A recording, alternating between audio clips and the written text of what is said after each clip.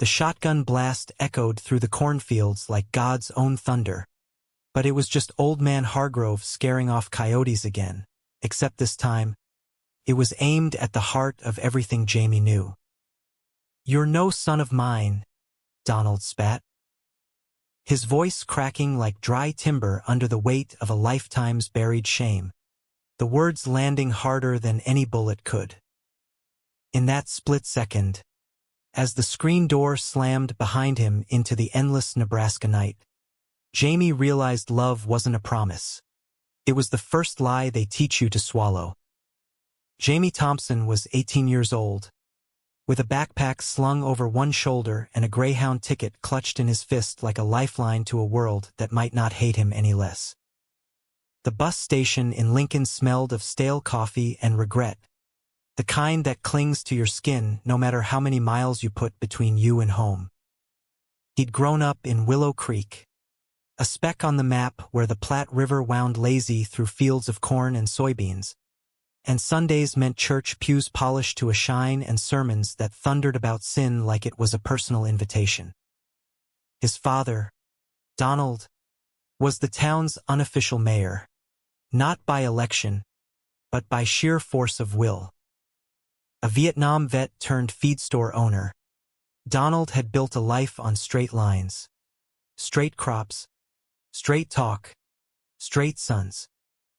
Jamie had been the good one, the elder brother who mowed lawns for extra cash and dreamed of escaping to art school in Chicago, sketching the endless horizons that felt more like prison bars than poetry. It started unraveling the summer before senior year, when Stephen Hargrove, Donald's best friend since boot camp, with his easy laugh and calloused hands from fixing tractors, caught Jamie staring too long at the way the sunlight caught the sweat on a neighbor boy's neck during a 4th of July barbecue. Stephen pulled him aside behind the barn, his voice low and steady. "Boy, eyes like that get you in trouble round here." But there was no judgment in it, just a quiet understanding that made Jamie's stomach twist with something he couldn't name yet. Stephen was 45, married to a quiet woman named Clara, who baked the best apple pies at the county fair, and father to 3 girls who adored their Uncle Jamie. He was the uncle figure who'd taught Jamie to fish, to throw a punch, to whistle at cardinals. And in those stolen moments, when Donald was 3 whiskeys deep and ranting about the gays ruining everything, Stephen would slip Jamie a wink that said, "I see you, kid. Hold on." But holding on wasn't enough. The night it all shattered, Jamie had come home late from a bonfire by the river, the taste of cheap beer and forbidden kisses still on his lips. Billy Whitaker, the quarterback with a smile like summer lightning, had pulled him into the shadows, their hands fumbling in the dark until the world narrowed to just the 2 of them. It was clumsy, innocent, their first real taste of what bodies could whisper when words failed. But Willow Creek had eyes everywhere, and by morning, whispers had turned to shouts. Donald found out from the pastor's wife, who just happened to see them through binoculars from her porch swing. The confrontation was biblical, Bible verses hurled like grenades, Jamie's sketchbook ripped to shreds on the kitchen floor, pages of charcoal drawings fluttering like wounded birds. "You're twisted, boy, an abomination." Donald's face was purple, veins bulging like rivers about to flood. Jamie's mother, Ellen, stood frozen in the doorway, her apron twisted in her hands, tears carving silent paths down her flour-dusted cheeks. She wanted to speak. God, she wanted to, but Donald's glare silenced her, as it always did. Stephen was there too, summoned by the commotion, his truck still idling in the drive. He tried to intervene, laying a hand on Donald's shoulder. "Don, easy now. He's just a kid figuring things out." But Donald shrugged him off like a bad dream, his eyes wild. "You stay out of this, Steve. "This ain't your fight." It became Stephen's fight, though, in the quiet aftermath. As Donald stormed out to the barn, muttering about fetching his shotgun, not to use, but to scare some sense into the boy, Stephen knelt amid the torn papers, gathering what he could. "Pack light," he whispered to Jamie, slipping a crumpled 20 into his palm. "Bus leaves at dawn. Chicago's got folks who'll understand." Jamie nodded, throat too tight for words, and in that moment, he saw it. The flicker of something deeper in Stephen's eyes, a mirror to his own hidden ache. Was it pity, kinship, or something neither dared name? Stephen had always been the steady one, the man who fixed what broke without asking why. But as he handed back a salvaged drawing, a portrait of the two of them by the river, lines soft with unspoken affection, Jamie wondered if Stephen carried his own ghosts. Dawn came cruel and gray, the bus pulling away from the station with a hiss that drowned out the lump in Jamie's throat. He pressed his forehead to the grimy window, watching Willow Creek shrink to a pinpoint, the red barn, the steepled church, the endless flatness that had once felt like home. Ellen had slipped a note into his pocket at the last second. "I love you, always. Forgive us."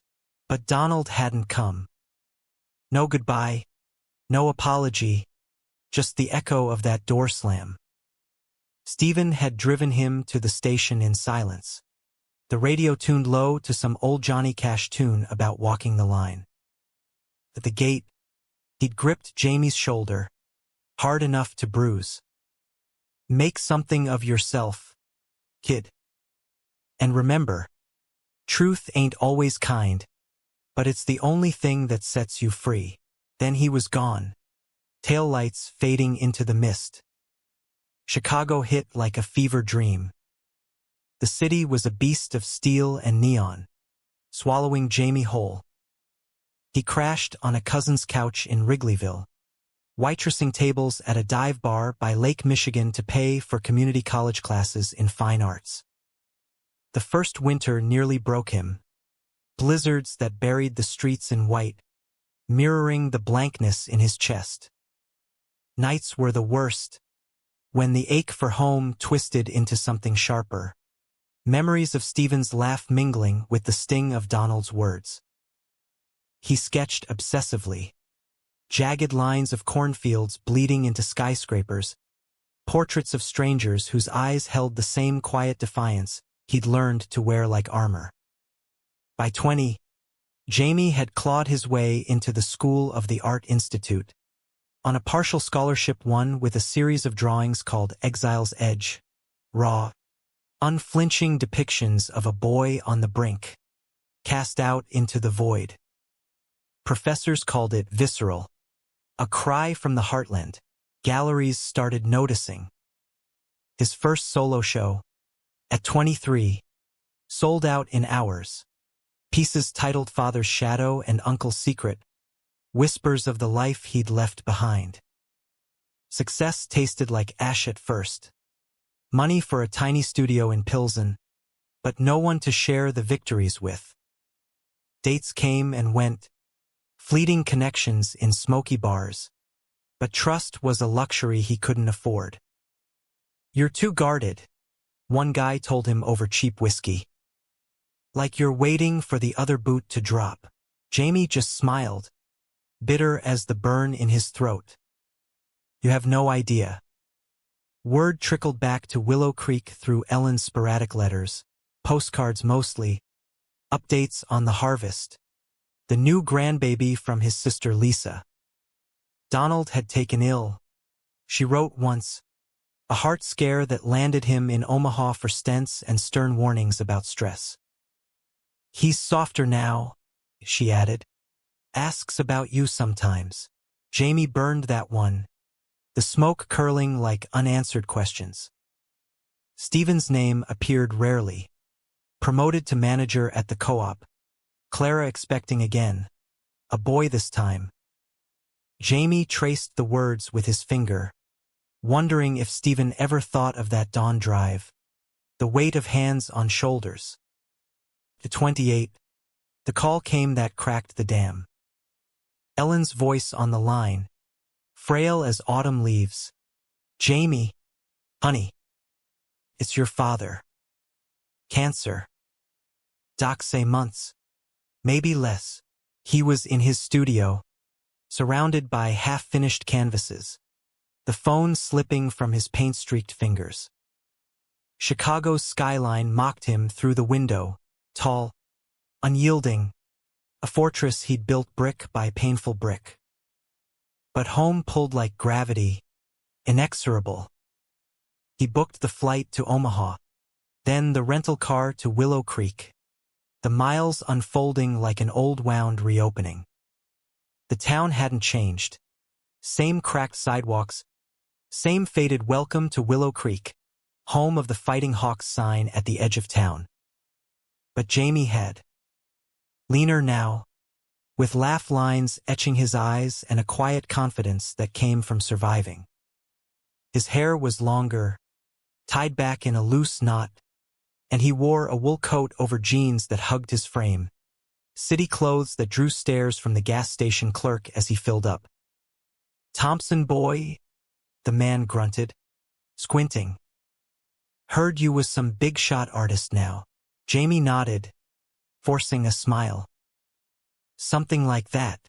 Ellen met him at the door, arms enveloping him in a hug that smelled of lavender and loss.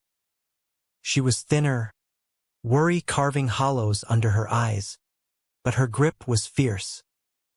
"Oh, my boy." Inside, the house was a time capsule. Same floral wallpaper, same oak table scarred from decades of meals.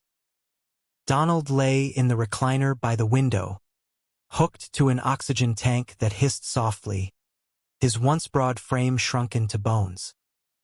He looked up, eyes sharpening behind bifocals, and for a heartbeat, Jamie saw the man who'd taught him to ride a bike, not the one who'd cast him out. Jamie. It wasn't a question, just a breath. No apology, but no venom either. Jamie stood frozen, the backpack at his feet feeling heavier than the Atlantic. "Dad." The word hung there, awkward as a truce flag in a battlefield. That first night set the tone. Tentative conversations over pot roast, Ellen mediating like a referee in a ring grown too small for the blows. Donald asked about the art. "Saw your name in the paper once. Some fancy magazine." And Jamie answered in clipped sentences, sketches of exhibits and sales that masked the loneliness underneath. Lisa and her husband stopped by with the kids, toddlers who climbed Jamie like a jungle gym, their innocent giggles a balm on old scars. But Stephen's absence loomed, a shadow in every pause. He showed up on day 3, unannounced, bearing a pie from Clara and a 6-pack of root beer, Jamie's childhood favorite. "Heard you were back," Stephen said, clapping Jamie on the back with that same firm grip, though his hair had gone silver at the temples, and lines of fatigue etched his face. 48 now, still broad-shouldered, but the easy laugh was tempered, edged with something weary. "Town ain't the same without you stirring up trouble." They fell into old rhythms over coffee in the kitchen, Donald dozing in the next room. Stephen talked farm yields and little league scores, but his eyes kept drifting to Jamie's hands. Ink-stained, capable. "You look good, kid. Grown into yourself." Jamie felt the heat rise, that old pull, and deflected with a joke about city traffic. But later, as Stephen helped load the dishwasher, their fingers brushed over a plate, and the air thickened. "Missed this," Stephen murmured, so quiet it could have been the wind. Jamie met his gaze, seeing the question there, the one they'd never voiced. What if? The days blurred into a fragile routine. Mornings with Ellen tending the garden. Afternoons reading to the grandkids. Evenings by Donald's bedside, trading stories of harvests past. Jamie brought his sketchpad, drawing Donald's gnarled hands clutching the remote, the oxygen tubes like veins of regret. "Why'd you come back?" Donald asked one twilight, voice raspy. Jamie paused, pencil hovering. "Because you're my father. And I don't know how to let go." But letting go was the undercurrent, pulling them all under. Whispers from town folk reached Ellen's ears, old gossips dredging up the past, questioning if Jamie's lifestyle had brought bad luck on the family. Donald overheard one night, his temper flaring weakly from the couch. "They don't know you, son. Not like I." He trailed off, coughing, but the words hung, "Not like I should have." Jamie's chest tightened. Was that regret, or just the cancer talking? Stephen became the anchor, stopping by daily under pretense of checking on Donald. They'd walk the back acre, kicking through fallen leaves, the air crisp with the promise of frost.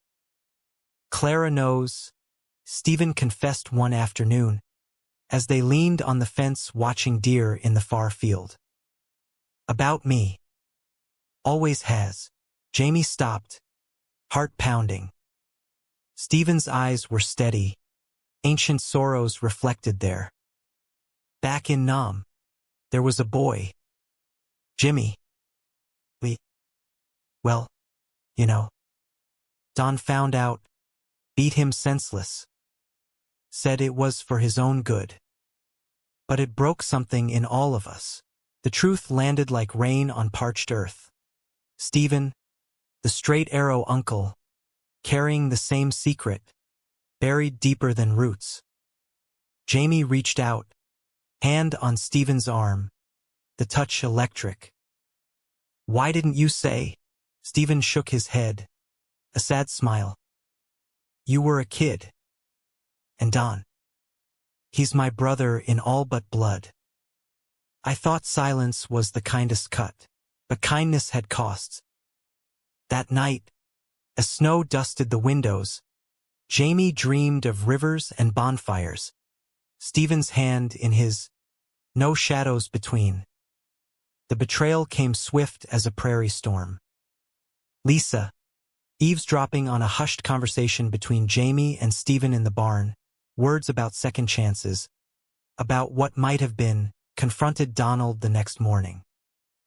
"He's corrupting you all, that friend of yours, too," her voice shrill, protective of the family image she'd polished to a sheen. Donald, weakened but unbowed, summoned them both to the living room, oxygen hissing like accusation. "You," he pointed at Stephen, finger trembling. "Knew? All this time." Stephen stood tall, chin lifted. "Knew what, Don? That love don't pick sides? Yeah, I knew." Donald's face crumpled, not in rage, but devastation, a man seeing his own hypocrisy mirrored back. "Get out. Both of you. This house. My house." Ellen wept silently, but Jamie stepped forward, voice steady. "No, Dad. We're staying. Because this isn't about you anymore. It's about us, all of us finally seeing."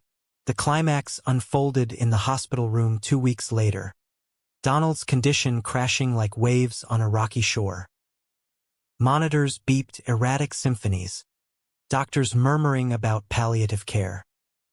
The family gathered, Lisa with her husband, Ellen clutching rosary beads, Stephen in the corner like a sentinel. Jamie sat by the bed, holding Donald's hand the first time in 18 years.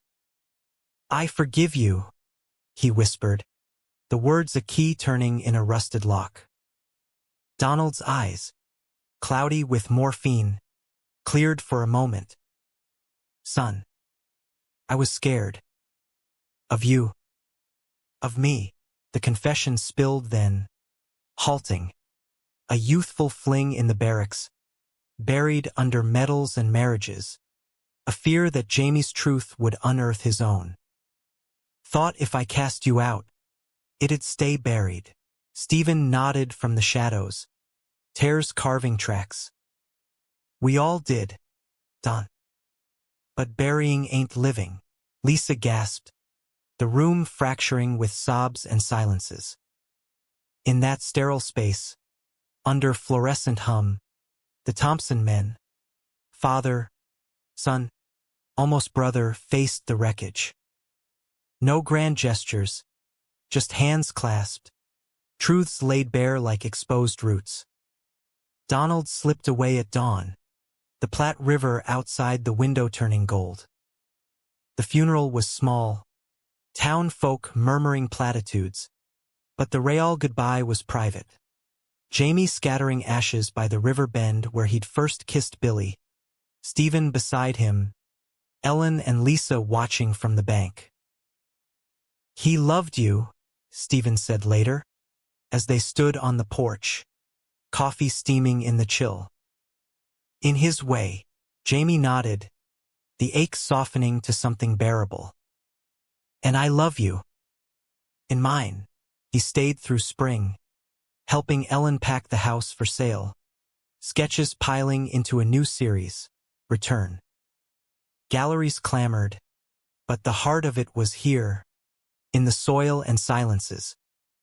Stephen's marriage held, a quiet pact with Clara, but their bond evolved, friends, confidants, the what-ifs woven into what is. One evening, as fireflies danced, Stephen pulled Jamie into a hug that lingered. You came back with more than truth, kid. You brought grace. Jamie returned to Chicago in June, the city welcoming him like an old flame. His next exhibit shattered records, cast out, called home, portraits of Donald's hands, Stephen's smile, Ellen's eyes, humanity in every stroke. Critics called it a humanistic triumph, a bridge from heartland to horizon. But the real triumph was quieter. Letters from Ellen, visits from Lisa's kids, a life no longer defined by exile. In the end, Willow Creek wasn't a prison anymore, just a chapter. Jamie stood on his balcony overlooking the lake, sketchpad open to a blank page, the wind carrying whispers of rivers and redemption. Love, he knew now, wasn't a lie to swallow. It was the truth you carried home, heavy but holy, and set free. The summer after Donald's passing, Willow Creek simmered under a relentless sun, the kind that baked regrets into the earth until they cracked open like overripe tomatoes.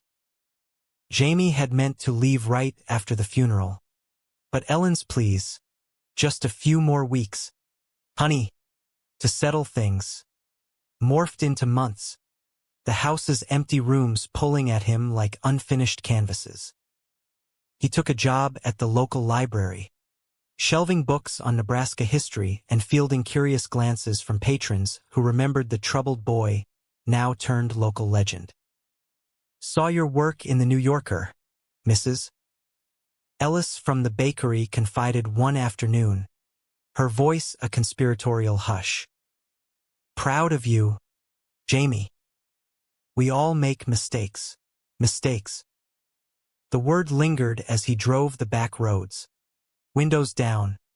Country radio crooning Merle Haggard ballads about mamas and daddies and the roads not taken. Stephen was a constant now. Their walks extending into evenings by the river. Fishing poles forgotten as stories unfurled. Clara wants to meet you proper, he said one night, casting a line into the darkening water. Says you've got Don's stubborn jaw, but none of his bull-headedness. Jamie chuckled, but his chest tightened. Clara Hargrove, the woman who'd raised 3 girls and 1 boy on Stephen's silences, baking pies for church suppers while her husband wrestled demons in the dark. What would she see in him? A threat? A mirror? The dinner was set for a Sunday, the Hargrove farmhouse glowing like a beacon amid the fields. Jamie arrived with a bottle of California Red, city polish clashing with the gravel crunch under his tires. Clara greeted him at the door, apron dusted with flour, her smile warm as fresh bread. Jamie Thompson. Finally, no judgment, just a firm handshake and a hug that smelled of vanilla and earth. The table groaned under fried chicken, mashed potatoes, and green beans snapped that morning. The girls, now young women home from college, peppered him with questions about Chicago, the bean sculpture, deep dish pizza, pride parades that shut down streets in rainbows. Little Tommy, the boy, stared wide-eyed at Jamie's tattoos peeking from his sleeves, subtle lines of cornstalks twisting into city grids. Stephen sat across, his foot brushing Jamie's under the table once, accidental or not. Conversation flowed easy until Clara leaned in, ice kind but piercing. Steve told me about the river.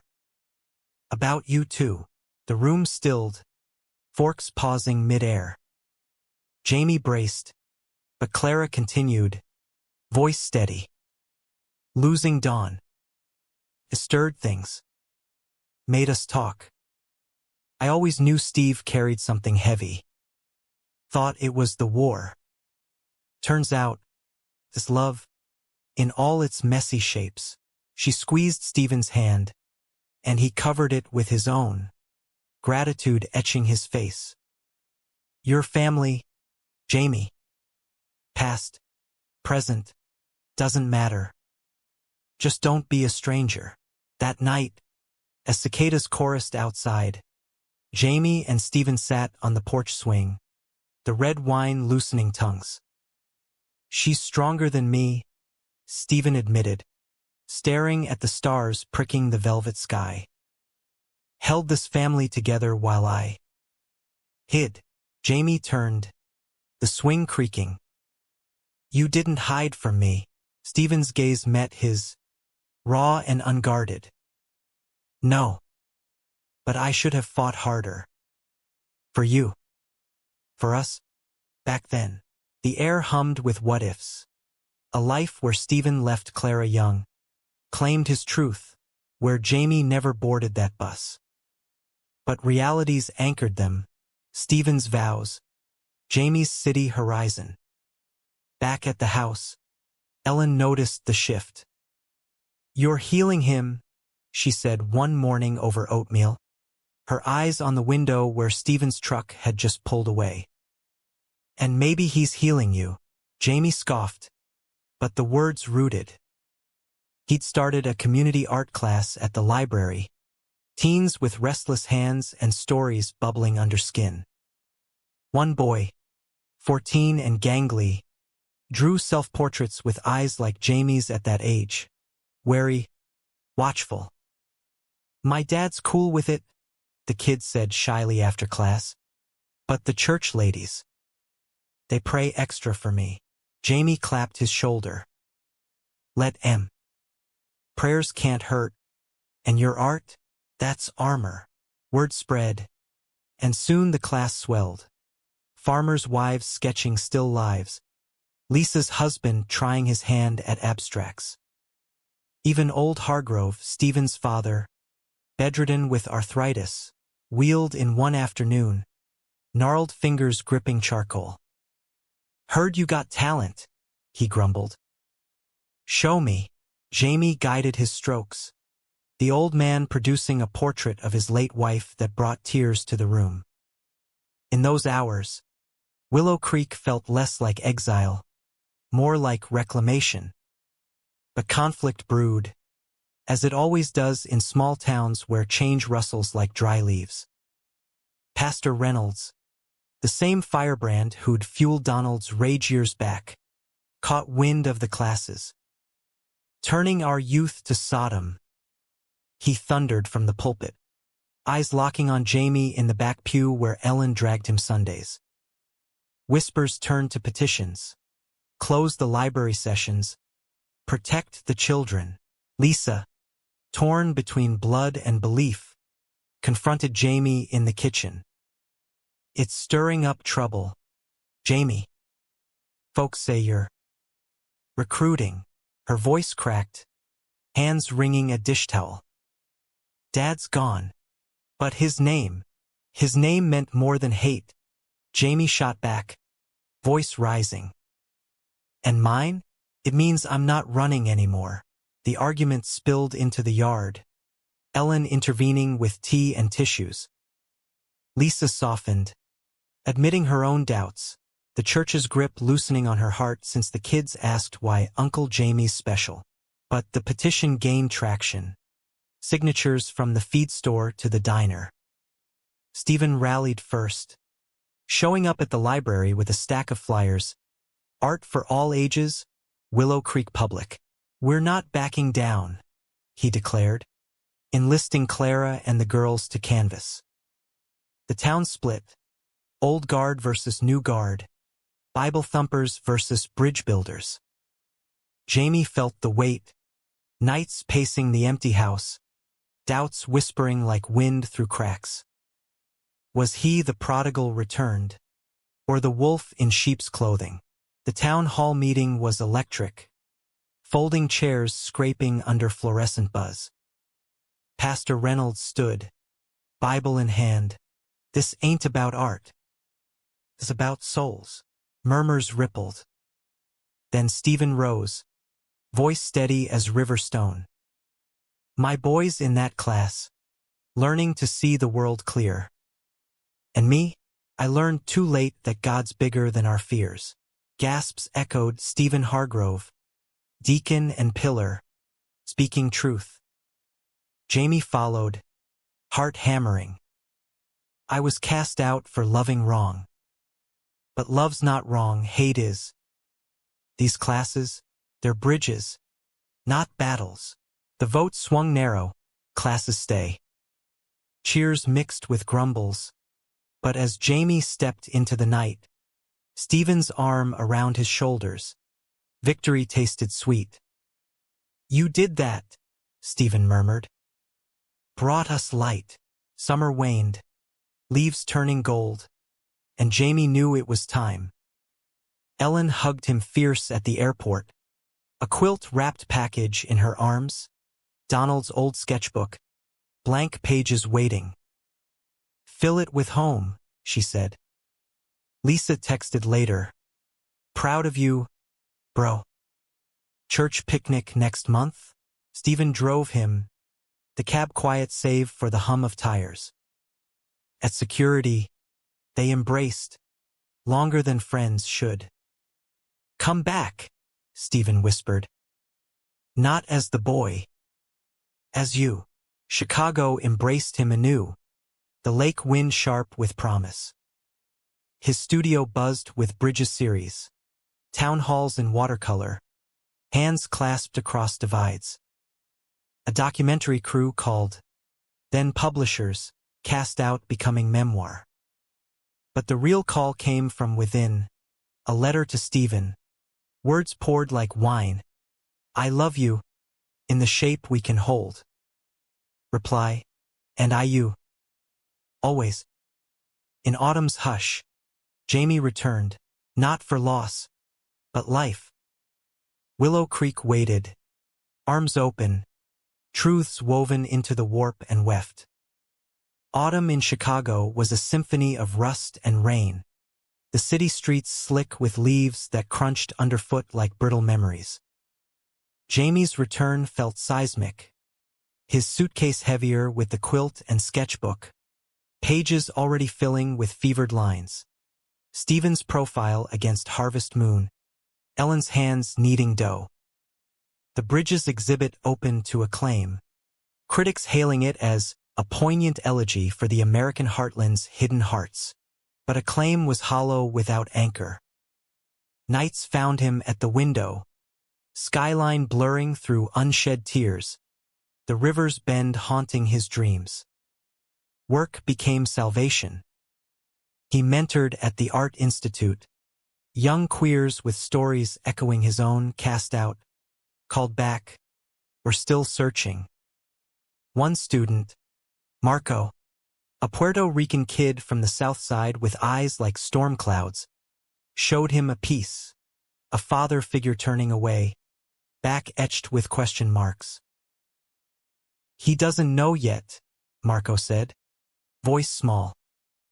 Jamie nodded, throat tight. "Tell him when you're ready. Or don't." Art speaks first. In those moments, he glimpsed redemption, not his alone, but shared, a chain unbroken. Letters from home sustained him. Ellen's cursive updates on quilting bees, Lisa's photos of the kids finger-painting rainbows. Stephen's were sparse but potent, postcards of sunsets over fields, scrawled notes, "Miss your laugh." Tommy drew "A city today towers like your stories." Jamie replied with sketches, mailing originals, their hands on the fence, intertwined without apology. Distance sharpened longing, but also clarity. Love, he realized, wasn't possession. It was presence, even across miles. Winter bit early, snow blanketing the lakefront in white silence. Holiday cards arrived in a flurry. The Hargroves family photo, Stephen's smile strained but genuine, Clara's inscription, "Room for one more at the table." Jamie flew home for Christmas, the plane descending into Omaha's twinkling grid like a promise kept. Willow Creek glittered under frost. The house strung with lights Ellen swore were just for the grandbabies. Dinner was chaos. Toddlers underfoot, Lisa's husband carving turkey with mock solemnity. Stephen arrived late, cheeks flushed from cold, bearing gifts, a hand-whittled fishing lure for Jamie, engraved with "Hold On." The fire crackled as they gathered post-feast, stories spinning like yarn. Tommy perched on Jamie's lap, demanding tales of the big windy city. Jamie obliged, embellishing with giants in the clouds and boats bigger than barns. Stephen watched, I soft, and later, as snow fell thick outside, they slipped onto the porch. "Been thinking," Stephen said, breath fogging the air. "About us. About what I owe you, an explanation. Maybe more." Jamie leaned against the rail, heart a drum. "You owe me nothing. But I'd hear it." Stephen's voice wove through the night. Fragments of youth in rural Nebraska, a high school crush on the farmhand's son, beaten out of him by fists and fear. The war. Jimmy's touch in the jungle's green hell, a bond severed by shrapnel and shame. Returning to Willow Creek. Marrying Clara out of duty. She deserved better, but I gave her half. And watching Jamie grow, seeing his own ghost in the boy's gaze. I protected you the only way I knew, by staying silent. But silence is betrayal, too. Tears froze on his lashes. Jamie pulled him close, the hug fierce against the chill. "Then speak now. We're not boys anymore." Clara found them there, mugs of cocoa in hand. "Come inside before you turn to icicles," she chided, but her eyes held no steel, only understanding. Over cocoa by the fire, she shared her peace. Suspicions in Stephen's distant stares, a counselor's gentle nudge years back. "Love's a garden," she said, tucking a blanket around Tommy's sleeping form. "Weeds and all. It grows if you tend it." Jamie saw then the depth of their pact. Not resignation, but choice. Envy flickered, brief as a spark, then gratitude, for space to love Stephen as kin, not captive. New Year's brought resolve. Jamie proposed expanding the art classes virtually, Zoom sessions linking Chicago teens to Willow Creek's youth. Bridges. Part 2. He joked to Stephen over phone calls that stretched late. Tech glitches abounded. Frozen faces. Lagging laughs. But stories bridged the gap. Marco met Tommy. Trading drawings of skylines and silos. A girl from Pilsen shared poetry with Lisa's daughter about grandmother's recipes. Pastor Reynolds grumbled in the church bulletin. But attendance at his sermons dipped, folks craving connection over condemnation. Spring thawed the plains, and Jamie returned for planting season, helping Stephen in the fields, soil caking their boots. One afternoon, rain threatening, they sheltered in the barn, hayloft creaking under weight of memory. "Remember teaching me to swing?" Jamie asked, climbing the ladder. Stephen followed, grinning. "You fell more than swung."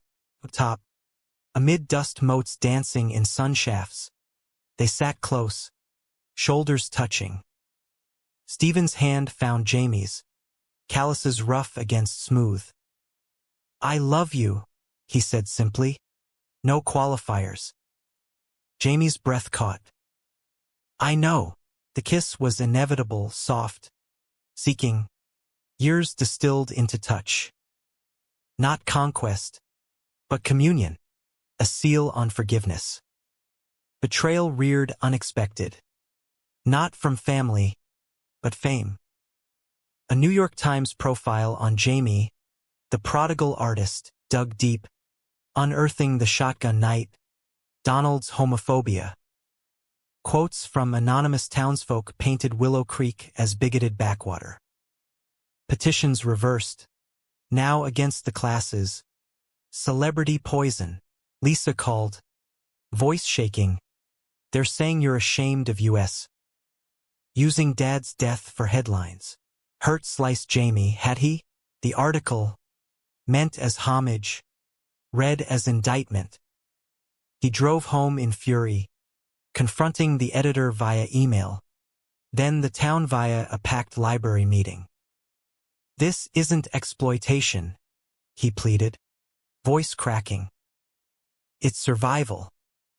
My story's yours, too, the pain, the growth." Stephen stood beside him, arm linked. "Jamie's one of us. Always was." Clara testified next. "My husband's truth saved our family. Don't let fear bury yours." Even Pastor Reynolds shifted, mumbling about redemption's arc. The room exhaled, a chord fragile but real. Summer solstice marked turning. Jamie's memoir launch in Omaha. Stephen flying in for the reading. The bookstore overflowed, locals mingling with city folk. Jamie read the dedication. To Donald, who taught me strength. To Stephen, who showed me grace. To Willow Creek, my eternal bridge. Applause thundered, Stephen's eyes shining from the front row. As fireflies lit the fields that night, back in the rental car, Stephen turned. "Proud of you, kid. More than words." Jamie smiled, hand on his. "We're just getting started." The heat of July pressed down like a judgment, mirages shimmering on highways that led Jamie back and forth between worlds. Chicago demanded deadlines for the memoir's illustrations, gallery talks where audiences probed his journey with polite fascination. "How does it feel, reclaiming your narrative?" a curator asked over wine. Jamie sipped, masking unease. Like exhaling after holding breath for years, but exhaling revealed cracks. Nights when the city's roar amplified isolation, when Stephen's voice on the line was the only tether. Home pulled harder now, a gravitational ache. Ellen's health faltered, a slipped disc from years bending to laundry and life, sending Jamie racing back for doctor's visits and soup stirring. "You're my rock," she murmured from her bed, quilt pulled high. He waved it off. But truth gnawed. Who'd rock him? Lisa stepped up, surprising with casseroles and confessions. I was wrong, Jamie. About the church. About you. Tommy asked why we can't all just love like you do. Her hug was fierce, sisterly, mending frayed threads. Stephen's presence was balm and blaze. Weekends blurred into shared labors. Mending fences, harvesting sweet corn that stained fingers gold. One dusk, as they unloaded crates in the co-op lot, a trucker jeered. Ferry and the family man. Ha! Spitting tobacco. Stephen's jaw clenched, but Jamie laughed it off, sharp as shattered glass. Jealous, buddy? We've got more than your beer gut. Later, in the truck cab, Stephen gripped the wheel white-knuckled. Should have decked him. Jamie covered his hand. Words are their weapon. Art's ours.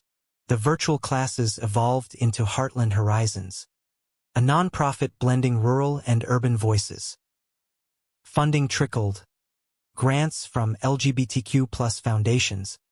Crowdfunding from memoir fans. Marco visited Willow Creek that fall, wide-eyed at endless skies. No buildings blocking stars, he marveled, sketching with Tommy under the harvest moon. Their collaboration, a mural of intertwined landscapes, graced the library wall, unveiling drawing tears from Pastor Reynolds himself. God's handiwork, he admitted gruffly, shaking Jamie's hand. But prosperity bred peril. Clara announced a move, Omaha job for better schools, a fresh start. Not running, she clarified over dinner. Rerouting. Stephen's face shadowed, the farm's sale looming. Been here 40 years. Feels like cutting ties.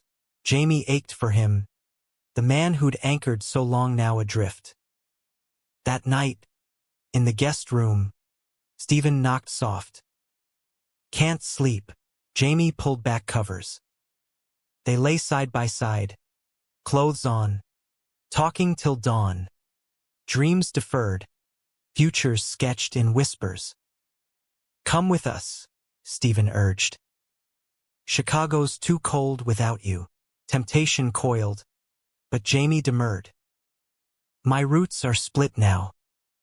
Can't choose. Betrayal struck insidious. A leaked email from the non-profit board. Jamie's personal entanglements with Stephen flagged as conflict. Donors pulled. Whispers of impropriety poisoning wells. Is it true? Marco texted. Hurt lacing pixels.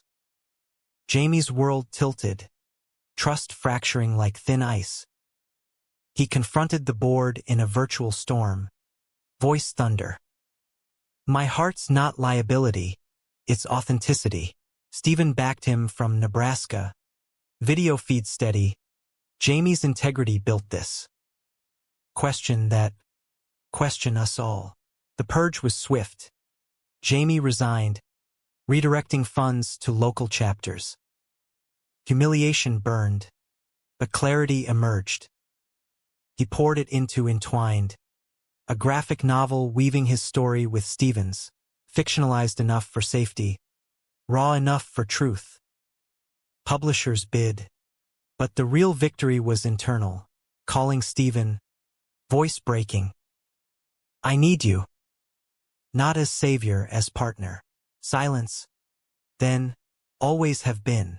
Winter wrapped Willow Creek in white veils. Ellen's house a haven of cocoa and carols. The Hargroves settled in Omaha, closer orbit. Jamie shuttled, sketching holiday chaos. Tommy's gap-toothed grin, Clara's flower-dusted laugh. New Year's. They rang in at a rooftop bar overlooking the Missouri. Stephen's hand warm in his under the table. To Bridges, he toasted. Jamie clinked glasses. And burning boats. Spring brought bloom. Entwined hit shelves. Bestseller list stunned. Reviews praised its tender humanism, a queer love letter to the Midwest soul. Tours pulled Jamie eastward, but homecomings were ritual, airport hugs, drives to the river where truths first surfaced. One evening, as mayflies hatched in swarms, Stephen proposed not rings, but resolve. Live with me. In the gray spaces we make. Jamie's yes was breath, kiss ceiling. Summer solstice again, and the mural expanded, Chicago skyline merging with plains. Marco and Tommy unveiled it, crowds cheering. Pastor Reynolds prayed the ribbon. Words inclusive, for all God's children. Lisa beamed, arm linked with Ellen's.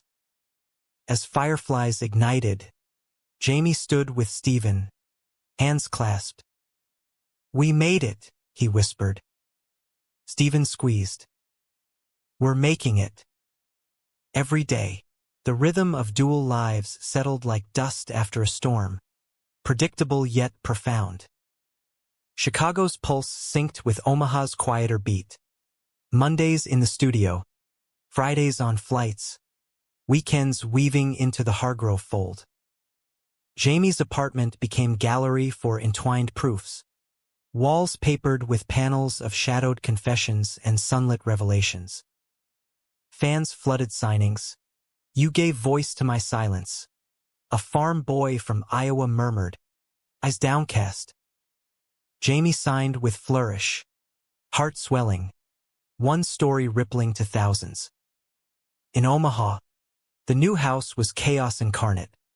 Boxes stacked like modern art, Tommy's toys migrating to every corner.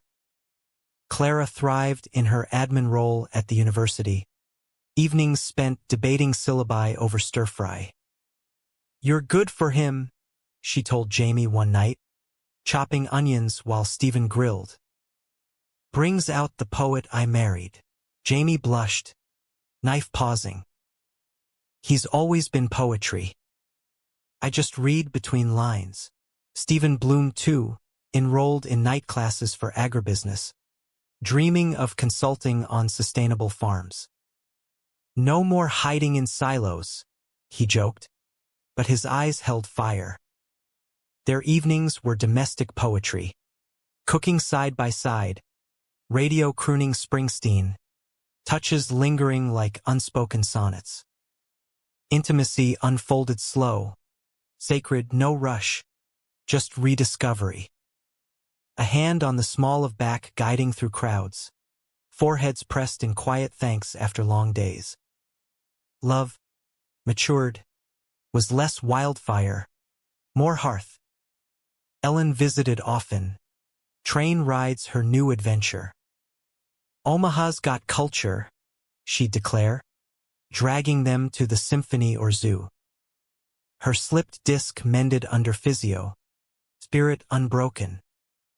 Lisa's family joined holidays, the grandkids dubbing Jamie Uncle Art, clamoring for bedtime sketches. One Christmas, Tommy gifted a lopsided clay hand, inscribed "Hold On." Jamie framed it beside Donald's sketchbook, now filled with family portraits, humanity in hues. But harmony harbored undercurrents.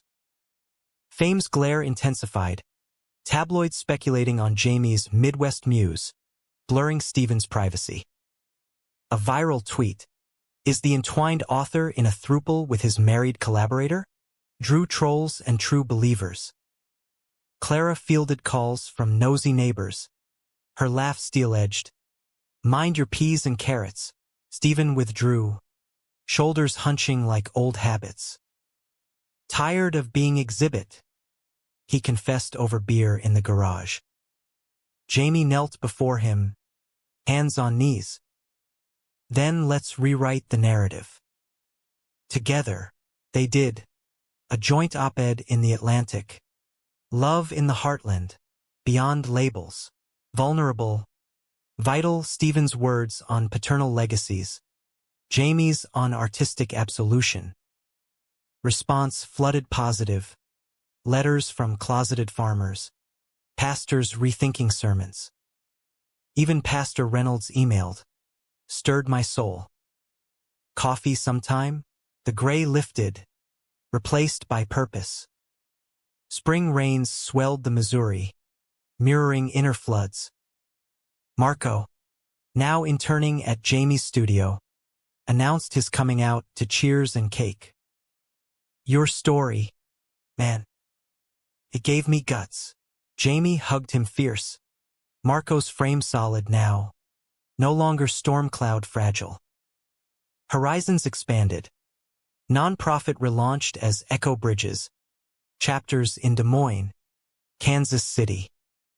Tommy designed the logo, a river linking hands.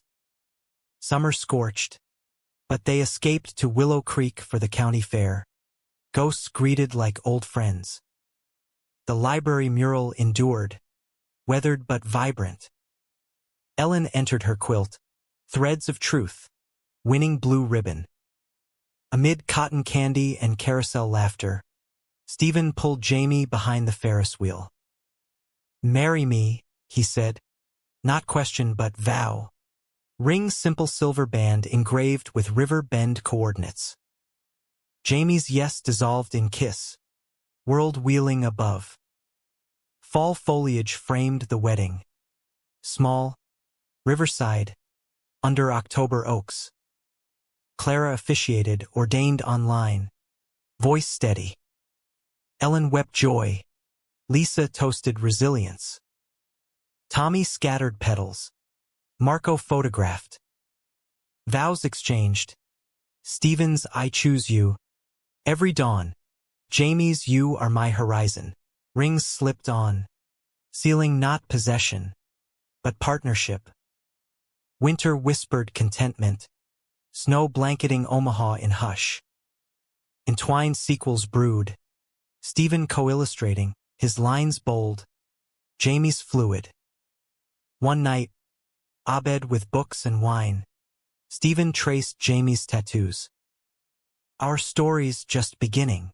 Jamie smiled, lacing fingers. Endless chapters, as stars wheeled. Love proved not cast out, but called home eternal, encompassing. Years folded like well-worn pages. Time's ink blurring edges while sharpening essences. By 40, Jamie's hair silvered at temples. Laugh lines mapping joys unearthed. The Omaha house expanded. A sunroom studio where light poured gold. Canvases leaning like sentinels. Echo Bridges thrived. Outposts dotting the Midwest. Des Moines murals. Topeka workshops. Even a Lincoln pilot echoing Willow Creek's genesis. Marco helmed the Chicago chapter. His murals gracing subways. Tales of exile and embrace. Stephen, at 52, consulted nationwide, preaching crop rotation and community roots. Farming's like love, he'd quip at conferences. Nurture the soil, harvest the heart. Clara remarried. A gentle professor with a penchant for birdwatching. Their divorce amicable, a chapter closed with grace. She remained family. Holidays a tapestry of blended lives. Her new husband's stories rivaling Stephen's war yarns. Ellen, spry at 70, traveled by RV, snowbirding. She called it, trailing art trails from Santa Fe to Savannah. Your father's smiling somewhere, she'd say, quilt draped over knees. Lisa's kids grew. The eldest, a teen sketching her own truths, interning at Echo. Willow Creek evolved, new pastor, inclusive steeple, its library a beacon. Jamie's mural restored annually by volunteers. Challenges came, as life demands. Stephen's knee surgery grounding him. Jamie's exhibit in New York pulling apart. Distance tested, but video calls bridged. Stephen's grumbles over puzzles. Jamie's sketches of gallery crowds. Hurry home, they'd end, voices laced with longing. A scare with Ellen's heart. Minor, meds managed, rallied them, hospital vigil forging tighter bonds. Triumphs tempered trials, entwined adapted for film, Jamie consulting script, Stephen cameo as grizzled farmer. Premiere in Omaha drew locals, Cheers drowning credits. Marco's wedding, to a sculptor met at workshop, featured their mural backdrop, toasts to bridges built. One autumn, returning from a Kansas tour, Jamie found Stephen at the river, poles idle. Missed this, Stephen said, pulling him down beside. Water whispered secrets, sun dipping low. 20 years since that dawn drive, Jamie leaned head on shoulder. Feels like yesterday, Stephen turned, eyes deep wells. And forever. Thank you for seeing me. Winter that year brought quiet revelation. Adopting an elder dog, a mutt named River, gray-muzzled but game. Walks became rituals, leashes linking steps. Spring bloomed collaborations. Joint exhibit in Chicago. Lifelines. Stephen's bold abstracts beside Jamie's portraits. Sales funding scholarships. Summer solstice. They returned to Willow Creek Fairgrounds. Ferris wheel creaking nostalgic. Tommy, now college-bound artist, unveiled his piece. Elders hand in hand, horizons merging. For the uncles who taught me courage, he said, voice steady. Crowd hushed, then applauded, pastor included. Fall harvest. Amid corn maze laughter with grandnieces, Jamie paused, breath catching. Full circle, Stephen nodded, arm around waist. And still turning, as leaves fell gold, their story cast out, called home, endured, not flawless, but faithful. Love, humanistic hymn, sang on in lines drawn, hands held, truths tenderly told.